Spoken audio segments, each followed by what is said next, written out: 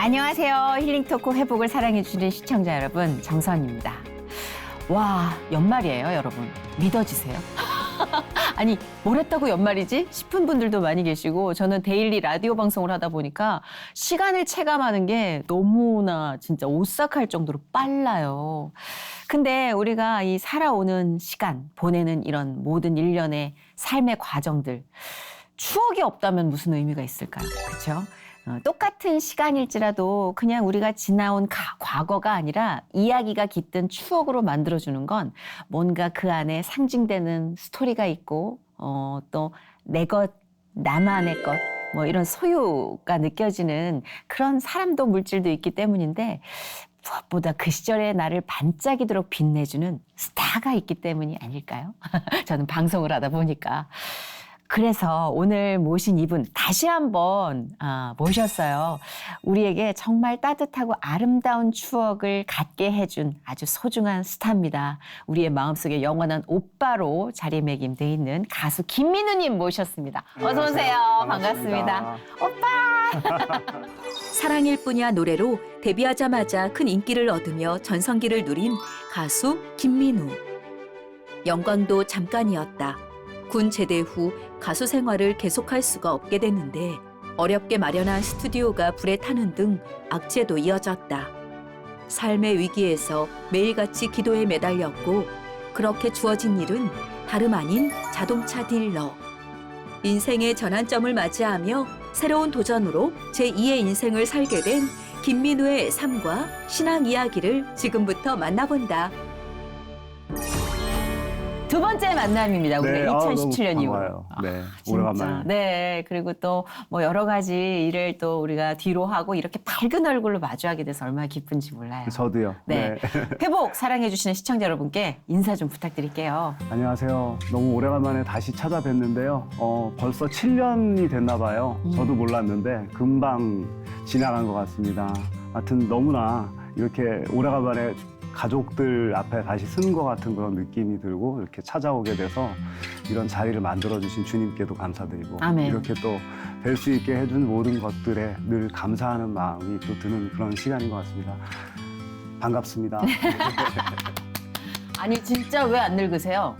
아니요, 그런 건 너무하신 거 아니고요. 아니에요? 뭐예요? 뭐 비타민 C, 항노화 제품 뭐 같이 공유 좀 해요. 오메가 3 뭐 이런 거 챙겨 드세요? 그런 거? 뭐 그런 거 가끔씩 좀 가끔? 먹어요. 집착하진 않고. 뭐 그런 걸 먹는다고 해서 뭐 이렇게 변화가 피부. 바로 되는 그런 스타일은 아닌 것 같아요, 제 몸에. 피부가 여러분 실제로 이렇게 봤는데 진짜 말이 안 돼요. 피부가 아유, 타고 나신 거죠? 이거는 감사원금 이번 주에 꼭 내세요. 내야 될 것 같습니다. 네, 네.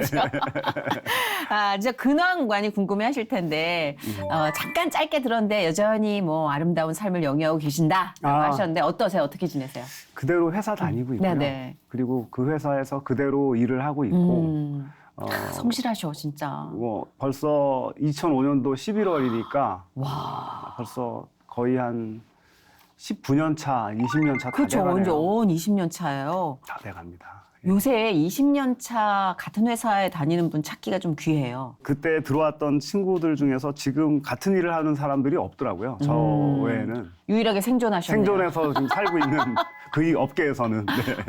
데뷔 때 정말 미소년이셨잖아요. 그땐 진짜 고등학생? 막 이럴 정도로 소년 티가 나는 외모셨는데 또 노래를 얼마나 잘하셨는지 그냥 한숨에 오빠 부대가 엄청나게 확보된 그런 슈퍼스타셨습니다. 이런 추억을 얘기하자면 좀 오글거리겠지만. 물론 뭐, 네. 그렇죠?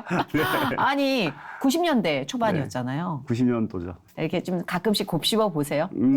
모르다가 제가 팬레터라는 거를 예전에 봤던 거를 잊어버리고 있었던 거예요. 그래서 얼마 전에 엄마 집에 갔다가 네. 이제 뭘 이렇게 엄마 집에 물건을 정리하다가 그 옛날에 팬들이 보내줬던 그것들을 엄마가 이렇게 모아놓은 것들이 있어요. 와우. 엄마가 모아주시네. 네, 우리 그거를 엄마 왜 다 안 모아? 뭐 트로피고 뭐고 이런 것들을 다 챙겨놓은 거예요. 방이 있겠다 그러면. 예, 그렇게 해서 다 모아놓은 거예요. 그때 순간들이 느껴지면서. 맞아. 하갈 접고 막 맞아요. 별 접고 막 그런- 알이랑 알은 다 접었다 그때. 그 병에 있는. 그런 시간이 있었구나. 그렇죠. 그래서 가수가 노래를 잘 만들어야 된다는 이유가 맞나 봐. 네, 히트곡이 네. 많지 않아도 이렇게 뚜렷해요. 각인된 게 있는 것 같아요. 근데 그때 데뷔하고 한 얼마 만에 3개월 이름을- 활동하고 갔잖아요. 진짜 짧았어요. 네, 짧아요. 엄청 짧았는데 5월에 나와서 네. 가요 톱10 뭐 이런 프로그램에 5월에 신인처럼 이렇게 28위 뭐 이렇게 27위 이렇게 들어갔다가 그 다음 주인가 조용필 선배님이랑 같이 올라가고 그랬으니까 1위 후보죠. 네. 그냥 약간 몽롱했을 것 같아 그 당시. 이게 뭐지? 무대에 올라가서 눈 감고 막 노래 부르고 막 맞아, 눈 안 이러고 떴어요. 났더니 이제 그 다음 날 막 학생들이 알아보기 시작하고 그러니까요. 근데 진짜 네. 짧고 찰나였지만 여파가 정말 아직까지도 이어온다는 게 이게 주님의 은혜 같아요. 그죠? 놀랐죠. 그로부터 제대하시고 네. 그러니까 군입대를 하셨어요. 한참 이제 막 스타로 활동하고 활약할 그죠. 때쯤. 그리고 전역하신 이후의 소식이 사실은 그때보다 좀 뜸했던 것 같아요. 맞아요.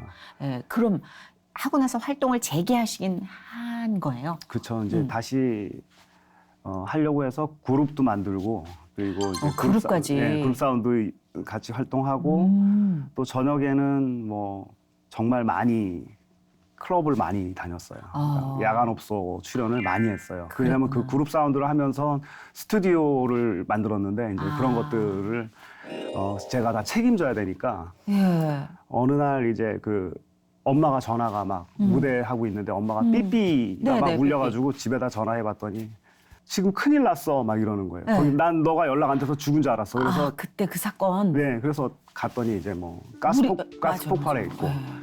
전부 다 그 스튜디오도 다 없어지고 장비만 장비에다 뭐 뭐에다 얼마에도. 다 없어지고 왜냐하면 그게 전부 다 빚이었기 때문에 그걸 제가 또 갚기 위해서 매일 뛰었던 거예요. 아하. 그렇게 해서 또 IMF가 오고 그렇게 해서 매일 이제 다니던 97년. 일들이 없어지고 그리고 이제 아버지와 저와 이제 가까워지기 시작했죠. 이제 굉장히 그 아버지가 아침마다 나가시면서 저한테 이렇게 용돈을 주시는 거예요. 10,000원씩. 어머. 다 큰 아들한테도. 네, 저한테. 왜냐하면 제가 일을 안 하고 계속 있는 걸 아우, 마음 아니까. 아파.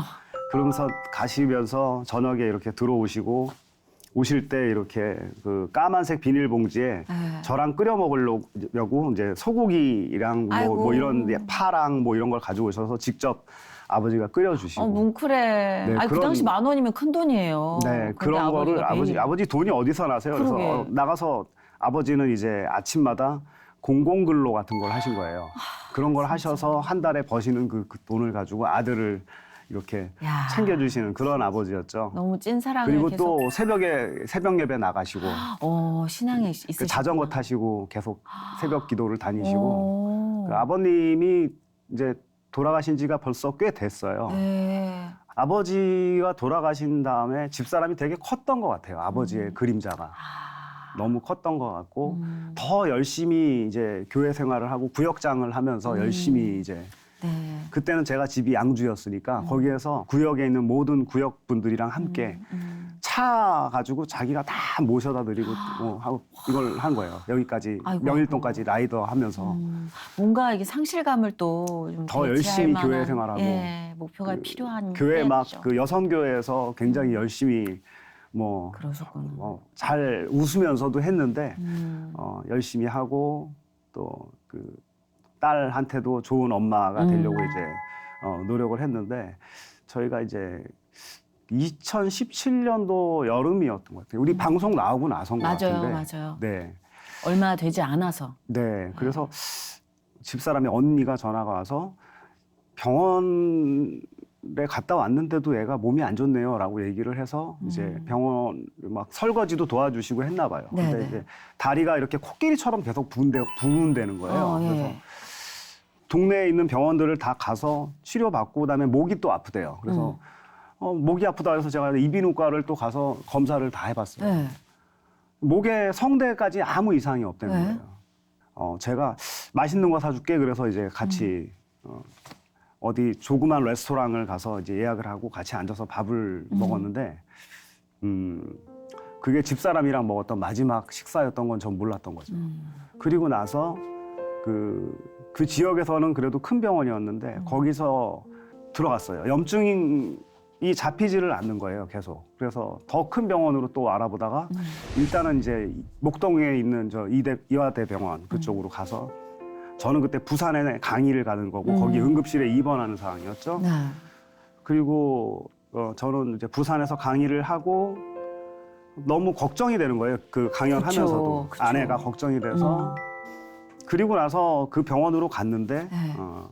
도착을 했더니 의사가 한 번에 3명이 올라오는 거예요. 각각 다 다른 과신데 혈구 탐식성 림프절 구중이라는 건데 그게 이제 뭐냐면 혈액암인데 자기가 자기 혈관을 공격하고 그래서 자가 면역 자가 면역 질환인 질환처럼요. 거죠. 그래서 어머. 뭐 이미 이쪽 위도 이미 다 간까지 공격을 아이고야. 당했고 뇌까지 됐기 때문에 그리고 이제 집사람이 갔는데 그게 최 일주일이 안 걸렸어요. 그러니까 너무 입원하고 나서 일주일 안에 일어난 일이에요. 너무 순식간에. 네. 그날 이제 장례식을 하고 집에 가는 그 와중에 그 민정이가 이제 가면서 오늘 저녁에 이제 스테이크를 해달라는 거예요, 아버지한테. 그래, 내가 스테이크 해줄게.라고. 아빠가 이제 스테이크 하고 막 이 와이셔츠가 막 튀어 있고 막 이러니까 이제 음식을 먹으면서 민정이가 저한테 하는 얘기가 아빠, 오늘부터 와이셔츠 쓸 수 있게 세탁기 사용법만 나 알려줘. 내가 다 해줄게. 그러는 거예요, 세탁기를 쓰게. 그런 아이와 함께 저녁에 책을 읽어주고 같이 잠들고 이제 그런 생활들을 계속했던 거죠. 왜 나한테 이런 일이라는 생각 가질 수 있잖아요. 그럼요. 그 상실감은 사실 설명할 수 없을 정도로 클 것 같은데. 민정이가 울지 않는 게 너무나 더 마음이 더 아팠던 슬프죠. 거예요. 네. 아이가 아이답지 네, 않게 네. 일부러 안 그렇죠. 우는 거예요. 그게. 빨리 성장해 버린 게. 네. 그렇죠. 아빠 입장에서 오히려 저를 위로하려고 그러고 그런 어. 것들이 보이기 때문에 그런 것들이 더 마음이 아팠었고 그래서 할머니랑 같이 이제 셋이서 힘을 합쳐서 같이 이제 민정이를 돌보기로 했는데 굉장히 힘들었던 것 같아요. 저 혼자 지내는 모든 것들이 그때는 아내가 있어서 저를 되게 편하게 받들어 줬던 모든 그 보좌해주는 그 그쵸. 배려심들과 이런 큰 울타리가 없어졌기 때문에 제 스스로 다 해야 되니까 모든 거를 그렇죠. 그런 것들이 너무나 컸던 거죠. 그래도 신앙의 중심이 좀 오래도록 잘 잡혀 있으셨던 것 같아요. 주변에 기도해 주시는 분도 많이 계셨지만. 많이 계셨죠. 네. 모태 신앙이신. 아니요, 모태신앙이 아니라 저희 원래 완전한 불교 집안이었고요. 그죠. 그전에도 제가 알기로는 약간 비슷해서 네. 모태는 아니었던 걸로 기억을 하는데. 아버지가 얼굴이 까맣게 되시면서 네. 이제 막 벽을 주먹으로 막 치시는 거예요. 가슴이 너무 쥐어 짠다고 그러면서 어머.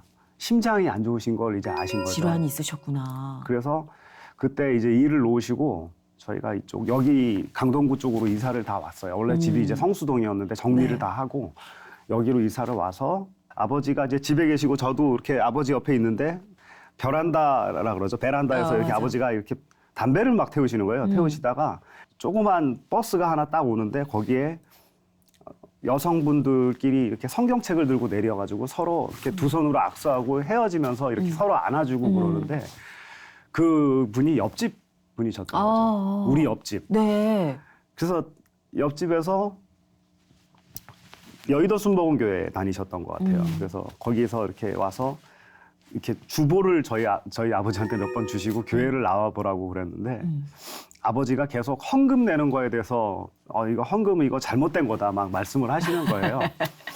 마지못해서 정말 가는 것처럼 내 마지막 인생에 있어서 한번 내가 그럼 교회를 나가볼까 아버지가. 왜냐하면 그 주보에 보면은 많은 은사들이 있어요. 그래서 이제 그 은사들 중에서 치유가 육체적인 치유만이 아니라 모든 것들이 삶이 더 행복해지는 거에 대해서 아버님이 이제 몇 가지를 보신 거예요. 주보와 뭐 이런 신문 같은 거를 보시고 가셨죠. 가셔서 이제 은혜를 받으셨는데 저희 데리고 이제 금식기도원도 같이 가시고 뭐 세상에. 오살리 뭐 이런 데 있습니다. 네, 그런 데를 가서 일주일 금식을 아버님을 보통 계획을 하시고 저희는 이제 3일 금식인데 아니 아버님이 시작하신 지 얼마 안 되신 신앙인인데 금방 점프를 하셨네요. 점프를 한 거죠. 그래서 거기에서 와, 남다르시다. 네, 이렇게 물통 큰 거 들고 가셔서 거기서 아예 아버님은 식사 안 하시고 예배 보시는 분인데 아니, 그러니까 얼떨결에 같이 가신 거잖아요. 저희는 이제 끌려간 거죠. 가서 아버지가 3일을 굶긴 거잖아요. 네, 그래서 밥을 먹고 싶은데 너무 배가 고픈 거예요. 그래서 아니. 거기 이제 마지막에 보호식하는 데가 있는데 네. 된장찌개 냄새가 나는데 저희가 땅에서 굴렀잖아요. 너무 먹고 싶어가지고. 그럼 네. 어린이들 있잖아요. 학생 때 아니었어요? 그쵸. 저는 어머. 중학생이었고 형은 고등학생이었는데. 지금 철근도 씹어먹을 그 중학생 성장기 아이들이 3일을 어떻게 버텨? 그 아버지가 이제 그렇게 저희한테 믿음 와, 단련할 수 있도록 기회를 만들어 주셔서 강하게 훈련하셨네. 듣다 보니까 뭔가 하나님께서 이렇게 우리에게 물론 큰 성공의 길로 인도해 주시기도 하지만 인생 앞에 무엇이 있는지 모르잖아요. 그 고난에 준비시킬 만한 훈련을 미리 해주시고 보호막을 쳐주시는 과정을 만들어주시는 것 같아요. 예, 말씀을 들어보면. 맞아요. 그렇죠. 왜냐하면 나중에 있을 수많은 어떤 일들에 이미 하나님을 만나고 그 하나님과의 교류가 없었다면 와, 그러면 진짜 어땠을까? 상상하기도 싫어지지 않아요? 내가 이런 모든 삶 속에서 감히 내가 이렇게 안수집사까지 이렇게 할 수 있는 건가라는 생각을 많이 들게 하는 그런 것들이 많았던 게 아버님의 믿음이 너무나 크셨어요. 네. 가수로서 엄청난 명예와 인기를 날리는 아들이었는데 네. 이런 변화가 물론 다른 직업이 근데 아버지는 좀 낯설어서 아버지는 네. 노래하지 않는 이제 자식을 보는 게 좀 너는 가수인데 그러니까 이런 생각을 하실 거예요. 그랬을 것 같아요. 이제 재능이 있음을 알고 있는데 당신께서는 그래서 아침 식사를 이제 하고 나서 아버지한테 아버지 저 부탁이 있어요. 그랬더니 뭐 무슨 부탁? 그래서 제가 오늘 어디 면접을 봐야 되는데 아버지 저 넥타이 매는 법 좀 알려주세요. 그랬더니 야 일어나봐. 화끈하셔 우리 아버지. 넥타이 이렇게 해서 이렇게 매는 거고 야 너 나이 30 먹어서 임마 아직도 넥타이도 못 매냐? 막 이러시는 거예요. 그러면서 설명을 막 열심히 몇 번을 해주시는 거예요. 그래서 다시 제 뒤에서도 묶어주시고 그다음에 이제 이제 네가 한번 해봐. 이렇게 딱 하다가 뒤에가 길게 나오고 자꾸 안 되는 거예요. 그래 맞아요. 아버지 근데 자꾸 왜 뒤에가 길게 나오죠? 야 임마 내가 자꾸 몇 번을 얘기해야 돼? 라고 얘기를 하시는 거예요. 소리 확 지르시면서. 근데 눈물이 뚝뚝 떨어지시는 거예요. 아이고. 식사 다 하시고 그냥 밥상 옆에서 이렇게 앉아 계신 거예요. 아버지가. 그래서 제가 아버지한테 갔죠. 아버지 걱정되시는 거 너무 이해하고요. 걱정하지 마세요. 저 잘할 수 있어요. 아들아 너가 얼굴이 알려지고 그랬는데 네가 남의 집 대문을 두들길 수 있겠느냐. 저 할 수 있어요 아버지. 그리고 당당하게 할게요 아버지. 그동안 저한테 이 김민우를 만들어주셔서 너무 감사합니다. 아버지 제가 더 잘하겠다는 의미로 아버지 앉으세요. 제가 절 한번 드릴게요. 하면서 큰 절을 이렇게 아버지한테 드린 거예요. 그리고 나서는 아버지랑 이렇게 부둥켜 안고는 그리고 이제 아버지 그 눈물을 뒤로 한 채 사무실에 가서 이제 그때부터 제 삶이 바뀌기 시작했던 거고. 근데 진짜 아버지의 걱정처럼 저도 사실 이게 너무 극과 극이잖아요. 우리가 똑같은 직업이라도 김민우님의 어떤 결이나 이런 노래하던 그 모습을 기억하기 때문에 딜러 너무 깜짝 변신이었던 거예요.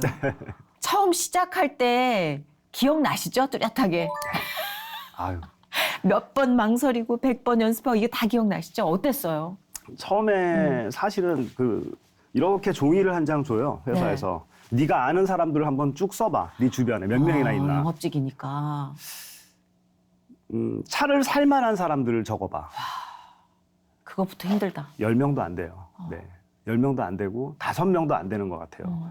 그럼 너는 어디서 너를 알릴 거야? 라고 얘기를 하는 거예요. 그래서 길 가는 모든 사람들이 제 고객이라는 생각으로 해보겠습니다. 길 가는 사람한테 네가 먼저 가서 인사할 수 있어? 네, 할 수 있습니다. 그래? 그럼 한번 해봐. 그래서 아침에 출근하다가 차가 막히는 타임이 되면 내려서 뒷차에다가 똑똑똑 두들기면서 그 리플렛을 계속 돌리고 다 알아보잖아요. 알아봐도 더 좋은 거고 몰라봐도 더 좋은 거고 이제 그런 마음이었던 거죠. 야, 진짜 엄청난 용기가. 이왕이면 안 알아봤으면 좋겠다. 왜 그러냐면 알아보면 더 차를 안 살 것 같다는 생각이 드는 거예요. 맞아요, 맞아요. 부담이 돼서. 맞아, 그럴 수 있죠. 그리고 낮에는 또 갈 데가 없잖아요. 그래서 이제 시승차를 타고 나가는 거예요. 그래서 시승차를 타고 조금 오늘은 긴 세단을 한번 제가 타고 나가 보겠습니다. 그러면서 팀장님한테 사인을 받고 시승차를 가지고 나갔죠. 나가서 갈 데가 없는 거예요. 낮에 한남동 쪽으로 이렇게 쭉 다니다가 돌다 결국은 하이아트까지 갔네요.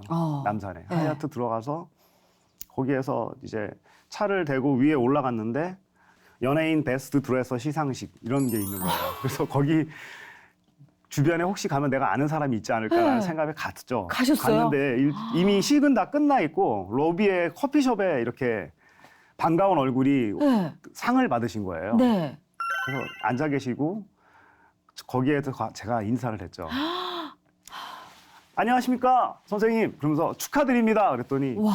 야, 너 이민호 아니야? 이러시는 거예요. 네. 네, 선생님 저 김민우입니다. 그래 그러실 김민우구나. 수 있죠. 야, 너 뭐 대우 자동차 한다며? 이렇게 된 거예요.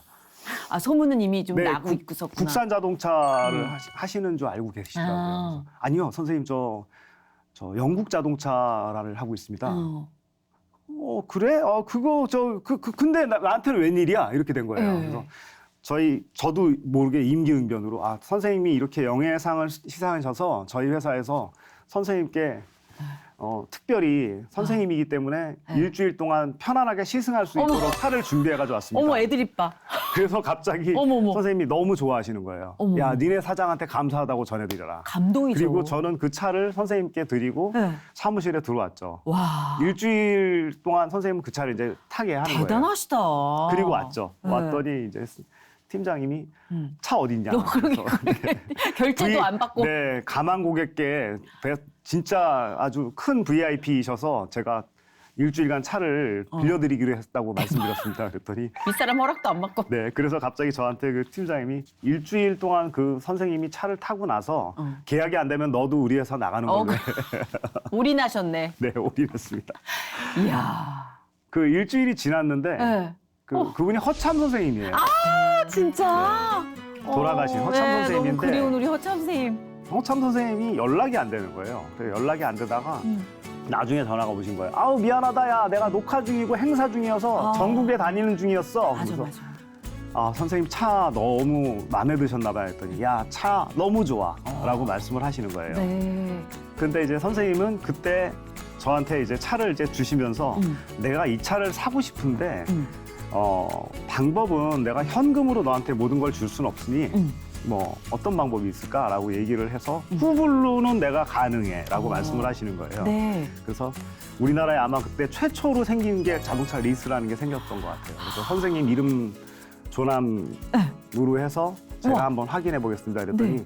그냥 이번 달에 차 나가고 다음 달부터 내시는 걸로 된 거예요. 패스가 돼서 차가 나온 거예요. 그러니까 원래 리스라는 게 도입이 될 무렵이었던 그때죠. 거죠. 네. 그게 이렇게 2003년 타이밍이 네. 절묘하게 맞은 거죠. 바로 맞은 거죠. 그 달쯤에 시작이 됐던 거예요. 그래서 어우 주여. 그걸 이제 네, 그렇게 해서 제 고객이 되고 그랬구나. 네, 차를 이제 어머. 출고하는데 명함 2통만 가져와 막 그러시는 거예요. 그래서 세상에. 명함을 왜요, 선생님? 필요하니까 줘봐. 그래서 명함 2통을 드렸죠. 드리고 이제 나중에 궁금해한 거예요. 그래서 그 다음번 녹화 날 여쭤봐서 갔죠.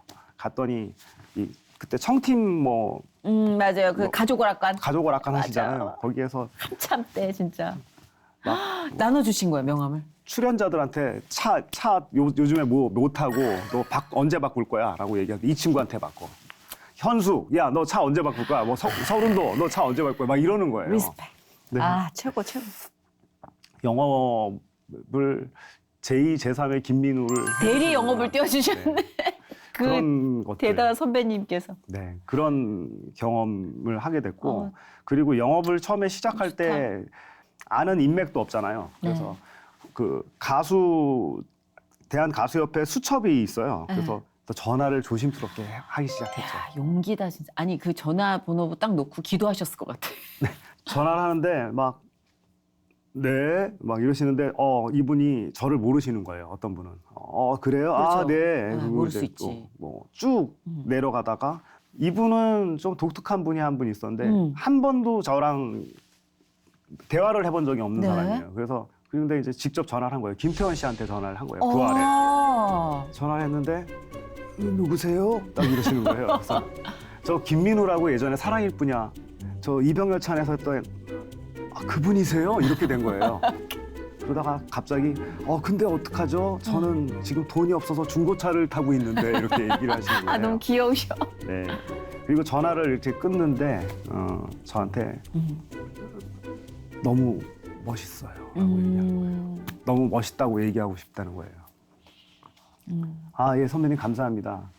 그리고 부탁이 있는데 그 일을 그만두지 말아주세요. 멋있다. 네, 그만두지 말고 계속 해주세요.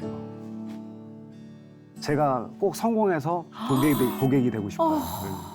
그 형님한테 이렇게 안부 문자도 드리고 전화도 드리고 했는데 제가 2009년에 이제 결혼을 하게 될 때 미국에 공연 중이어서 못 온다고 저는 들었었거든요. 김태원 씨가 못 온다고 들었는데 잠깐의 그 공연과 공연 사이의 공간 사이에서 못 오겠지라고 하고 저는 이제 식을 이제 공원에서 했는데 공원에 그날 3명의 남자가 나타났는데 머리가 긴 남자가 이렇게 딱 나타나고 들어왔는데 네. 그 김경호랑 같이 온 거예요. 김경호 씨랑 세상에. 네, 같이 오고 야, 감동이다 정말. 네, 와서 같이 축하를 해주고 네. 김경호 씨는 이제 축가를 또 불러주는 거예요. 그래서 저는 김경호 씨 그러면은 뭐 워낙에 락커니까 그죠. 신나는 노래를 하나 해줄 줄 알았는데 뭐 불렀던가요? 기대된다. 김광석의 사랑했지만 사랑했지만을 불러주는 거예요. 그리고는 그 다음에 축가를 하려고 누가 왔냐면 이제 김정민이 왔어요. 그래서 김정민 이제 대학교 1년 선배거든요. 김정민 씨 뭐 갑자기 불렀어요? 슬픈 언약시 딱 부르는 거예요. 그래서 장난꾸러기들이네 아주 그냥. 김태원 씨의 어떤 그 사람에 대한 어떤 그런 약속 그런 거를 제가 느끼게 그렇네. 했던 그런 순간이에요. 뜨끈뜨끈하네요. 네, 그리고 나서 몇 년이 흘러서 태원 형의 아버님한테 차를 사드립니다. 김태원 씨가. 네. 나 이 스토리 너무 좋다. 네, 탄탄한 구성. 네. 정말 좋다. 차를 사주고 멋진 분이고. 진짜로 그런 좋은 분들이 잘 포진된 이유가 저는 이렇게 딱 얘기를 들으면서 네. 물론 이게 C 채널이라서 그런 느낌이 더 강할 수도 있겠지만 그냥 본능적으로 와, 하나님 함께 계셨구나. 네. 계약의 모든 순간, 계약이 안 되든 되든 그 모든 경험에 함께 하셨구나. 이거는 진짜 할렐루야 하나님께서. 네, 그러니까 정말 딜러로서의 내가 또 이 정체성이 올 때도 있잖아요. 네. 나 진짜 잘하고 있나? 가장 힘들었던 건 어떤 때였어요? 그러니까 어떤 저에게 따라다니는 최근의 그 꼬리표들은 성공한 딜러 첫 번째가 저를 제일 힘들게 하는 것들이 성공한 딜러. 힘들겠다. 네, 저 사람은 엄청 잘해. 음. 늘 우리가 리셋되고 다시 채워지는 그런 삶이고 영업도 똑같이 그냥 어저께까지 내가 뭐 여기 판매 뭐 10대를 했어. 그래서 막 즐겁게 회식을 하고 막 하고 다음날 아침에 회사에 딱 출근하면 다시 다 0에서 출발해야 되는 거예요. 모든 사람들이. 너무 힘들다. 듣기만 해도 힘들어요. 이달에 뭐 이 사람의 계약률, 뭐 출고 몇 대, 사실 배정 방송 몇 대 이런 것들이 나와. 시청률이 매일 나오는 거잖아요. 그러니까. 그렇죠. 그러니까 그죠? 우리가 아는 거죠. 뭐 내가 제로네, 막 이런 그러니까. 것들을 다 볼 수 있는. 비교를 매일 당하는 거잖아요. 그런 것들도 한때는 있었어요. 저희 층마다. 근데 지금은 이제 그거는 인권 때문에 그런 건지 좀 안 하는데 그러게 진짜. 너무나 힘든 속에서 이렇게 늘 사는 거는 마찬가지죠. 그런데 항상 잘됨 속에서는 주님이 함께 하셨다는 걸 확실히 느끼는 게 전화가 왔어요. 안녕하세요. 저희는 SBS 라디오입니다. 파워 FM인데요. 라고 전화가 오신 거예요. 그래서 네네. 전화 인터뷰를 선생님이 요청하셨어요. 그래서 제가 이수경 선생님이요. 네, 딜러로 변신한 가수 김민우 씨가 너무 궁금하다면서 네. 전화로 인터뷰를 요청하셨는데 혹시 괜찮으세요? 시간이 그러는 거예요. 근데 순간적으로 혹시 전화 인터뷰 말고 제가 직접 가면 안 되나요? 그런 거예요. 그럼 오셔도 되는데 너무 짧은 인터뷰인데 괜찮으시겠어요? 그러니까, 너무 저희는 죄송하네. 좋은데 네. 괜찮으시면 그냥 전화하셔도 좋고요. 저희는 뭐 오시면 더더욱 좋긴 합니다. 막 이렇게 말씀을 하시는 거예요. 그래서 제가 가겠습니다. 그래서 목동을 간 거예요. 굉장하시다. 가서 도착해서 앉아 있는데 이분의 한번 인터뷰를 하면서 우리 포부 한번 들어보실까요? 라고 하면서 저를 불러서 제가 거기다 얘기를 한 거죠. 너무나 감사드리고 네. 이렇게 저를 기억해 주셔서 감사하고 자동차 세일즈가 얼마나 멋지고 당당한 일인지 말씀드리고 싶습니다. 라고 얘기를 한 거예요. 멋있다. 그리고 마지막에 이 곳에서 열심히 해서 프로처럼 열심히 해나가는 그런 좋은 모습 보이도록 한번 노력해 보겠습니다. 하면서 인사를 딱 드리고 네. 이제 사랑의 분야가 노래가 나가고 있는 거예요. 나가고 저는 이제 작가님들 또 PD 선생님들 인사하고 선생님 인사하고 이제 문 열고 나가는데 갑자기 막 쫓아오시는 거예요. 선생님이 뛰어오시면서 네. 저기요 김민우 씨 가시기 전에 지금 가지고 계신 명함 저에게 다 주시고 가시면 안 돼요. 이런 거예요. 그래서 세상에. 그렇게 드려서 그 이수경 누나랑 그 주변에 있는 많은 분들 사이에서 그 어려운 제2사의 자동차들을 판매하기 시작했죠. 이야. 그렇게 해서 유명해지기 시작했고 근데 B사에서 연락이 온 거죠. 그래서 여기에 들어오게 됐고 그때는 차를 판매를 열심히 하니까 유명해져서 이제 그때 뭐 포탈. 네, 포탈 사이트에서 제가 계속 판매왕 뭐 됐다 이런 걸로 기사가 떴던 거예요. 본 적 있어요. 그거가 나오고 나서 맞아, 본 적 있어요. 전시장에 막 전화가 들이닥치니까 막 사람들한테 거기 김민우 씨가 근무하는 곳 맞냐고 막 이렇게 되니까 근데 진짜 항상 이렇게 얘기를 이렇게 해 주실 때 들어보면 김민우 씨의 삶이 아닌 것 같은 김민우 씨의 삶이에요. 그죠? 예. 네. 정말로 야 이게 가능해? 그러니까 오늘의 간증의 포인트는 그런 것 같아요. 네. 진짜 이게 가능해? 그러니까 이 시작점이 달랐다는 것 자체가 저희에겐 간증인 것 같아요. 예. 네, 그때마다 계속 만나는 것들의 그 어떤 타이밍 그러니까 타이밍이 그 진짜 순간적인 기가 막혀. 것들이 네. 너무나 놀라운 것들을 많이 가져다 주시는 거를 알게 됐던 거죠. 그러니까요. 최백호 선배 같은 경우 제 고객이 나중에 되셨는데 네. 식당에서 이렇게 회전 초밥집에서 저 혼자 밥을 먹고 있는데 옆에 가족들이 오셨는데 그 가운데 보니까 최백호 선배님이랑 형수님이랑 자제분이랑 오신 거예요. 그래서 저도 모르게 식사하다 말고 제가 인사를 이렇게 드리고 안녕하십니까 선배님 하면서 저 여기 B사에 있습니다 하면서 명함 이제 너무 이제 완벽해. 네. 그래요 뭐 이러면서 이제 명함 받고 저는 A사 거를 지금 타고 있는데 혹시 제가 기회가 되면 뵙죠 이렇게 된 거죠. 그리고 얼마 한 몇 년 안 돼서 갑자기 매장에 오신 거예요. 오셨다고 저를 찾으신다 그래가지고 제가 갔더니 이제 저희 고객이 되셨고 그리고 나서 이제 가끔씩 들려서 차를 마시고 가시는데 이제 완전 인연이 됐구나. 저한테는 이제 그때가 좀 약간 추운 시즌이었는데 그에 제가 굉장히 좋아했던 노래가 있어요. 그 부산에 가면이라는 노래. 너무 좋죠. 너무 좋아하잖아요. 네. 그래서 그 노래를 만든 사람이 누구냐 제가 여쭤봤죠. 근데 최백호 선배는 저한테 민우 씨는 음악을 해야 된다. 그 보이스도 그렇고 대선배가 또 계속 그렇게. 음악 해야 돼라고 얘기를 해서 곡을 보내드릴게요. 이렇게 된 거예요. 근데 새벽에 이메일이 딱 온 거예요. 그래서 네. 그 에코브릿지라는 친구가 맞아요, 에코브릿지. 그 곡을 만든 거예요. 그래서 부산에 가면을 같이 네, 작업하셨잖아요. 작곡한 친구인데 그 친구가 곡을 써서 저한테 주고 본인이 가이드링해서 보낸 노래가 있는데 푸르다라는 곡인데 그 노래를 이제 부른 게 2016년. 근데 집사람의 컬러링은 그냥 늘 푸르다예요. 그랬구나. 네, 그렇게 그 곡을 이렇게 만들고 계속 활동을 하지는 않았지만 그 그래도. 안에서도 네. 네. 갈증이 해소되잖아요. 네.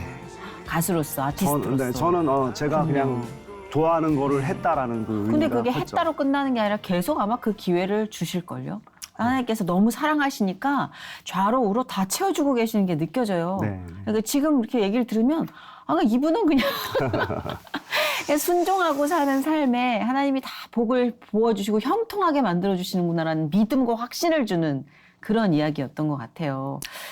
또 최근에는 좀 슬픈 소식이 어머님이 소천하셨다는 얘기를 들었거든요. 그래서 정말 또 힘든 어머니가 정신적 지주셨잖아요, 사실은. 여러모로. 어머님이 이제 소천을 하셨는데 얼마 안 된 올해죠. 그러니까. 올해 이제 네. 돌아가셨는데 그 어머님 마지막에 제가 어머님을 응급실에 갔다가 응급실에서 퇴원을 해도 된다는 거예요. 그래서 퇴원을 해서 어머님을 부축해서 모시고 올라가다가 갑자기 어머님이 넘어지셨는데 아이고.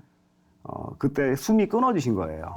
이미 아. 숨이 끊어지신 상태에서 눈 앞에서 이렇게 엄마를 제가 심폐소생을 하고 아이고. 연결을 하고 119랑 연결해서 하고 더 계실 거라고 생각을 했지만 어머님이 이제 가신 거예요. 네. 매일 아침에 어머님이 전화로 잔소리를 하면서 저가 이런 웨이킹이 되고 저녁에도 매일 집에 퇴근할 때도 잔소리 들어가서 오늘 저녁에는 민정이 네가 비 오니까 학원 앞에 가서 우산 들고 좀 서 있어라. 밖에서 외식 그만하고 집에서 뭔가를 만들어서 먹는 거를 자꾸 연구해봐. 그런 어머님이셨죠. 근데 다 이제 고아가 된 거죠. 아버님, 어머님. 네, 그 어머님의 집을 정리를 이렇게 다 하고 이제 다시 삶 속에서 복귀를 하면은 다 된 줄 알았어요. 근데 아이고. 그 어렵더라고요. 어렵죠. 아마도 꽤 오랜 시간, 어쩌면 살아있는 그 매 순간. 데미지가 좀 컸었다라는 거를 그렇죠. 많이 알려지지 않은 사실들을 좀 말씀을 드리고 싶은 게 있는데 병원에서 불러서 갔어요. 제 후배가 이제 형 이 약을 먹어야 돼. 그러니까 그 약이 이제 공황장애와 뭐 이런 약들입니다. 약을 먹고 그 약을 먹으면 아무 걱정 없이 잠을 자요. 아이고. 근데 문제는 그게 아니죠. 그 다음 날까지도 계속 다운돼 있는 상태로 가야 되는데 그렇죠. 그렇다고 고민이 없어지는 게 아니니까. 맞아요. 그래서 일시적이죠. 일시적으로 잠깐 나를 잠깐 놔주는 것뿐인데 그런 것들 속에서 굉장히 어려웠습니다. 그래서 그렇죠. 올해 초에는 1월에 코로나가 걸렸어요. 코로나가 걸려서 한 15일이 왜냐하면 코로나 걸리고 그냥 끝난 게 아니라 그 2차로 감염이 된 거죠. 그래서 더 안 좋았던 거죠. 그래서 어휴, 그거를 큰일 날 한 15일 정도 하고 그럼 영업을 한 달을 푹 쉬었죠. 당연히 근데 영업을 뭐 15일을 쉬면은 반을 쉰 것 같이 계산이 되지만 그렇지 않고 한 달을 푹 쉰 게 돼서 1월에 한 대도 차를 못 팔았어요. 2월이 시작됐어요. 2월도 그 1월의 여파로 인해서 한 대도 팔지 못해. 몸이 회복이 일단 늦어지고. 그럼 1, 2월에 한 대도 못 팔았어요. 그러면 3월 됐는데 우리가 그냥 흘러가는 회사가 아니라 저 같은 경우는 굉장히 타이틀이 있습니다. 맞아. 네, 마스터라는 타이틀이 있는데 그 마스터는 굉장히 엄격해요. 그래서 연 기준을 다 맞춰줘야 되는 거예요. 아하. 뭐 1, 2월에 놀았다 하더라도 3월에 1, 2월에 못한 것까지 다 맞춰서 그걸 그렇구나. 맞춰야 되는 거예요. 갈급해서 물론 더 그런 것도 있지만 열심히 하다 보니까 맞췄어요. 1, 2월에 못한 거를 다 해서 그런 것들을 다 채워주신 거예요. 그래서 그래요. 그 3월에 그렇게 되고 4월, 5월 현재까지 이렇게 오다가 어려움들이 또 생겼죠. 어머님 보좌해야 되죠. 근데 어머님은 2달에 한 번씩을 계속 병원에서 계셨던 거예요. 근데 댁에서 병원까지가 거의 1시간 반 걸리는 데인데 저 용인 쪽이니까 케어가 필요한 그거를 제가 다 한 거예요. 왔다 갔다 회사 갔다가 건강이 다 양주 회복도 안 갔다가 됐는데. 엄마 모시고 병원 갔다가 이렇게 돌고 거기에 이제 민정이 다 공부 다 해주고 회사 업무만으로도 너무 어마어마하죠. 진짜 센데. 그 어려움 속에서 나한테 정말 막 충실하거나 이런다기보다는 그냥 막 계속 저녁에도 일을 하는 어떤 그런 모습들이 있었어요, 저한테. 그렇네, 진짜.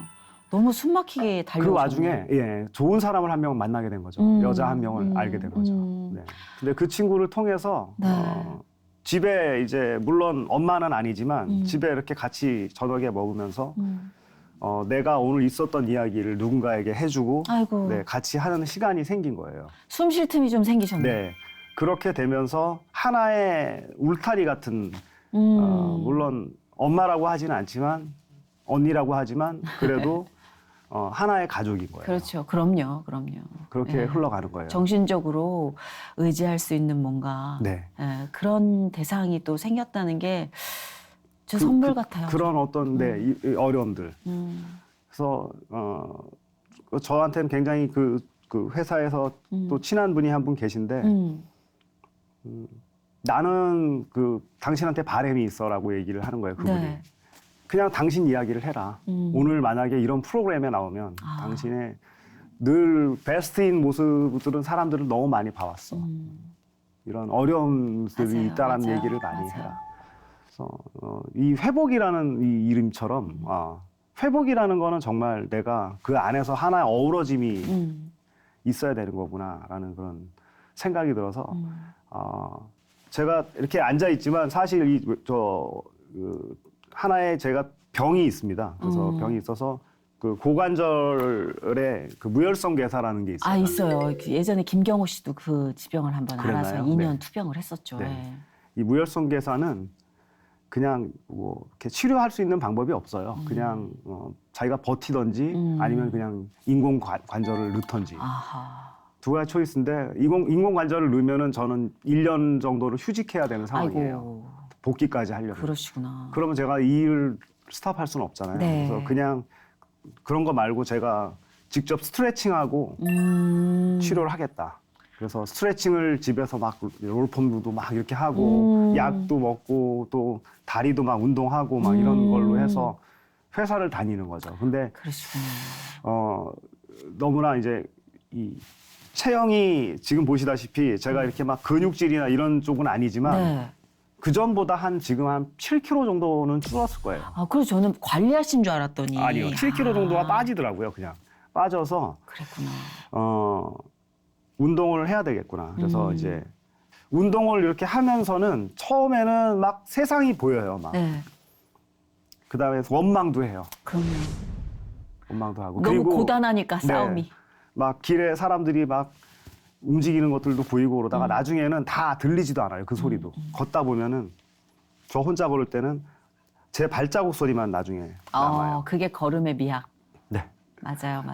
그렇게 들어오고 살고 지금은 회사에서는 사실 연단이 사실 많습니다. 요즘에 어려움 속이 많아요. 맞아요. 굉장히 경쟁이 치열하고 경기도 안 좋잖아요. 지금. 경기도 안 좋아요. 아. 안 좋고 그래서 이번 달에는 몇 대야? 뭐 물어봐요. 아휴. 네, 대놓고 왜냐면 회사 임원들이니까 물어봐요. 네. 뭐 이번 달에 지금 현재 5대고 뭐 몇 대를 할 것 같습니다. 괜찮네 그 정도면 이제 라고 말씀을 하시지만 아휴.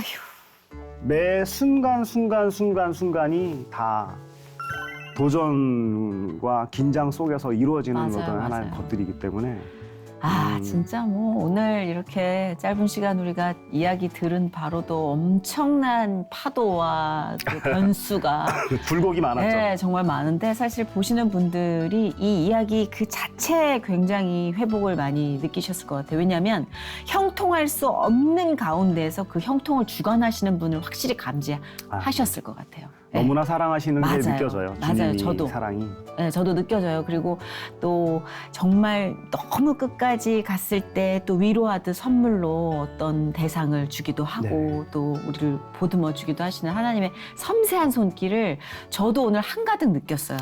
네, 그래서 오늘 7년 만에 출연이시잖아요. 아, 그래요? 네, 네. 너무 드물게 하시니까 좀 정이 없어 보이죠. 한 3년 후에 김민우님의 근황을 또 우리가 한층 더 행복하고 따뜻한 소식 그리고 아까 고백하신 또 아픔 뭐 이 마음의 고통이나 또 육체적인 고통이나 아마 들으신 분들은 김민우님 생각날 때마다 뚜렷하게 기도해 주실 거라고 전 생각해요. 네. 예, 기도 제목을 아까 말씀해 주셨어요. 그죠? 예, 정말 건강이 주는 평화 이런 것들을 꼭 붙드시고 변수 많은 이 세상에서 맷집을 하나님 것으로 꽉 채워 있는 이 김민우님의 모습에 많은 영향과 결실, 도전 받으셨으면 좋겠어요. 감사합니다. 예, 오늘 진짜 그런 사명이 이렇게 비장한 각오로 나오시진 않으셨을지 모르지만 그런 사명이 그려졌어요. 막. 그래서 더욱더 행복하시길 축복하겠습니다. 아유, 감사합니다. 네, 오늘 진짜 많은 얘기를 꺼내주셔서 진심 감사해요. 저도 감사합니다. 네, 진짜 감사해요. 감사합니다. 축복할게요. 감사합니다. 네, 감사합니다.